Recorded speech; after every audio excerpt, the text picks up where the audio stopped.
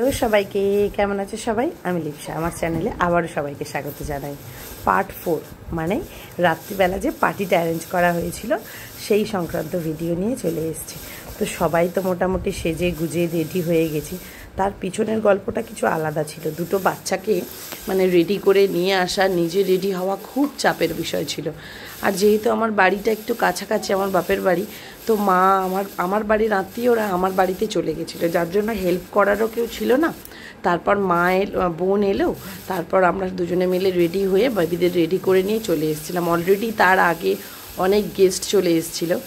যাক, তোমরা রাতে যেখানে পার্টিটা অ্যাকচুয়ালি হচ্ছিল সেই জায়গাটা দেখো। ওখানে ওই ভিডিওগুলো দেখাচ্ছে, আমাদের সমস্ত প্রেগনেন্সির ভিডিও, সমস্ত রকম এই ডিজে কাউন্টারের এই পাশের ভিডিওতে মানে যেগুলো বানানো হয়েছিল সমস্ত ওদের ফটোশ্যুটগুলো বা আমার মেটার্নিটি ফটোশ্যুট সমস্ত দেখানো হচ্ছিল। আর লাইভ ভিডিও চলছিল, সঙ্গে ডিজে ছিল।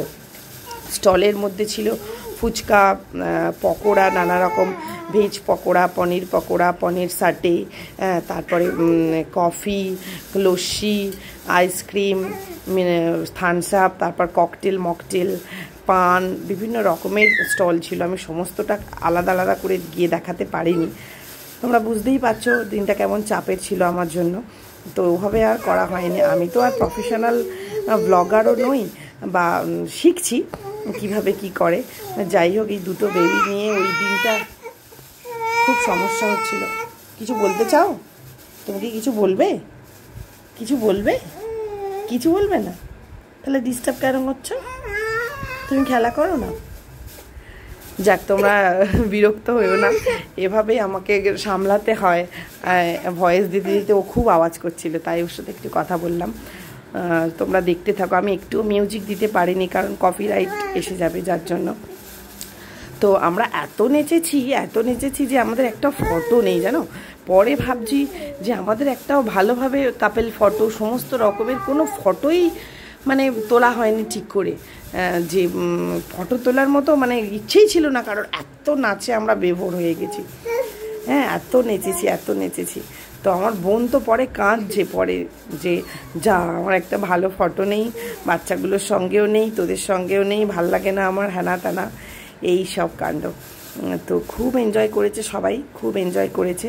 আমাদের পুরো সার্ভিস মানে যে কাউন্টারে, স্টল কাউন্টারে যারা ছিল সব মেয়ে ছিল। তারপরে আমার হচ্ছে ডিজে কাউন্টারে ডিজে, সেও মেয়ে ছিল। তো এইরকমভাবে সমস্তটা অ্যারেঞ্জ করা হয়েছিল। তো আমিও ভীষণ নেচেছি। সবাই তো আমার নাচ দেখে পাগল, যে এমন মোটা ফিগার নিয়ে কিভাবে নেচেছি আমি। যাই হোক, তো তোমরা জানিও আমাদের সব সাজগোজগুলো কেমন লাগছে, বা আমাদের এই অ্যারেঞ্জমেন্ট, প্যান্ডেল, এটা ওটা সমস্তটা কেমন হয়েছে। আমি খাওয়া দাওয়ার ভিডিও প্রপারভাবে নিতে পারিনি, কারণ আমরা যখন খেয়েছি তখন বাজে অলরেডি 3টে, আর হচ্ছে কেউ ছিল না। তো সেভাবে খাওয়ার ভিডিও আমার কাছে নেই। যে ভিডিওগুলো ছিল বা আছে সেগুলোই একটু দেখিয়েছি। তো তোমরা দেখে জানিও কেমন লাগছে আমাদের। হ্যাঁ, আত্মীয় স্বজন সমস্ত সকলেই প্রায় নেচেছে। আর নাচতে নাচতে সঙ্গে মকটেল সমস্ত নিয়ে।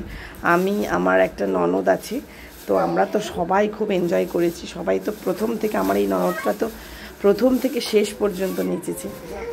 একবার করে আমি নাচছি, বেবিদের কাছে একবার করে যাচ্ছি, দেখে আসছি ওরা কি করছে। আমার মা, বৌদি, আমার দিদি, ওদের কাছে রেখে এসছি।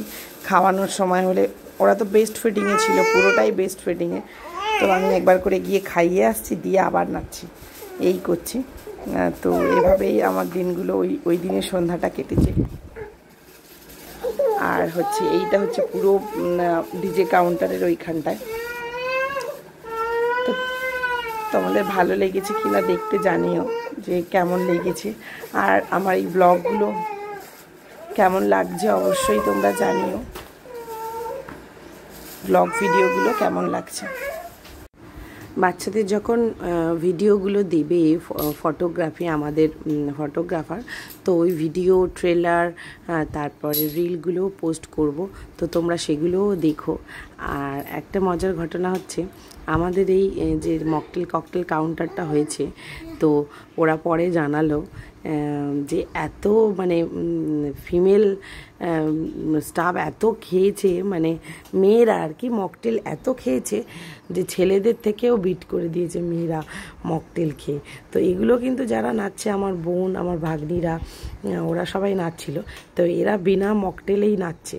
তো এদের এত এনার্জি। আমার একটা ননদ দেখতে পাচ্ছ, ওরা তো খুব এনজয় করেছে প্রথম থেকে শেষ পর্যন্ত। আমার এই ননদটা, তারপরে আমার বোন, আমার এই ভাগ্নি, এরা সবাই নেচেছে।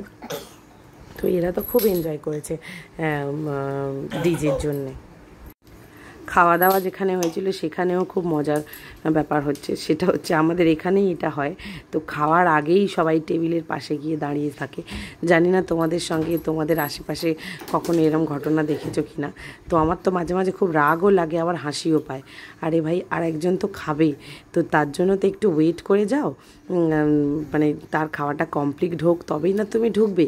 কিন্তু আমার শ্বশুরবাড়ি দেখেছি সবাই এমনভাবে প্যান্ডেলের পাশে দাঁড়িয়ে থাকে, আর চাটনি পড়লে হয়, চাটনি যেই পাতে দিল ব্যাস সবাই গিয়ে এক একজনের পাশে এক একজন দাঁড়িয়ে থাকলো। তো এই ঘটনাগুলো দেখে আমার বাপের বাড়ির দিকে এইরকমটা হয় না, তো খুব শ্বশুর বাড়ির দিকে ওটা খুব হয়। তো তোমরা জানিও তোমাদের ওখানে কার কার ওখানে এরকম হয় কি না। এগুলো সত্যি খুব বিচ্ছিরি লাগে, মানে কি একটা লজ্জার ব্যাপার, লজ্জাও লাগে। যে খাচ্ছে সে ভাবছে আরে ভাই আমি কি খাবো না বাকিটুকু চাটনি মিষ্টিটুকু। তো যাই হোক, হাসিও লাগে। আর বলি ভিডিও বানানোর কথা, আমার বোন ও তো জানে না কিভাবে ভিডিও বানায়। ও কাউকে ফোনটা দিয়েছে, ফোনটা সোজাভাবেই ধরে নিয়ে ভিডিও বানাচ্ছিল, যার জন্য ভিডিওগুলো এভাবে এসছে। অ্যাকচুয়ালি আমরা তো ঠিক জানা নেই, এই নতুন নতুন ব্লগিং করা শিখছি, তো যার জন্য এগুলো একটু ক্ষমা করো। ব্যাপারগুলো খারাপ লাগছে দেখতে। এই যে ভিডিও এডিটিংগুলো ঠিক হয়নি আমি জানি, তো একটু একটু করে শিখছি। তোমরা পাশে থেকো সবাই, জানিও আমার এই ভিডিওগুলো কেমন লাগছে। আমার চ্যানেলটাকে সবাই সাবস্ক্রাইব করো। হ্যাঁ, আর একটা কথা না বললেই নয়, সেটা হচ্ছে আমার বোন, আমার ওই ভাগ্নি আরে সবাই এত নেচে মানে গা ব্যথা হয়ে গেছিলো। পরের দিন সকলকে প্যারাসিটামল খেতে হয়েছিল। মানে কথাগুলো মানে ভাবলে পরে হাসিও লাগছে যে নেচে এত নেচে গা ব্যথা হয়ে গেছে যে পরের দিন সকালে প্যারাসিটামল না খেয়ে হচ্ছে না। তো যাই হোক, সমস্তটা মিলিয়ে খুব এনজয় হয়েছে। আমার ছেলেমেয়ের অন্নপ্রাশনে খুব এনজয় হয়েছে। দেখো লাস্টে ফের আমি কোথা থেকে এসে এন্ট্রি নিয়ে একটু নেচে আবার চলে গেলাম, মানে এইরকমই করছিলাম আমি সারাক্ষণ, কারণ বেবিরা ছিল তো। যাই হোক, তোমরা এভাবেই পাশে থেকো আর সবাই খুব ভালো থেকো। আমার ব্লগ ভিডিওগুলো এভাবেই দেখতে থেকো। বাই বাই, থ্যাংক ইউ সবাইকে।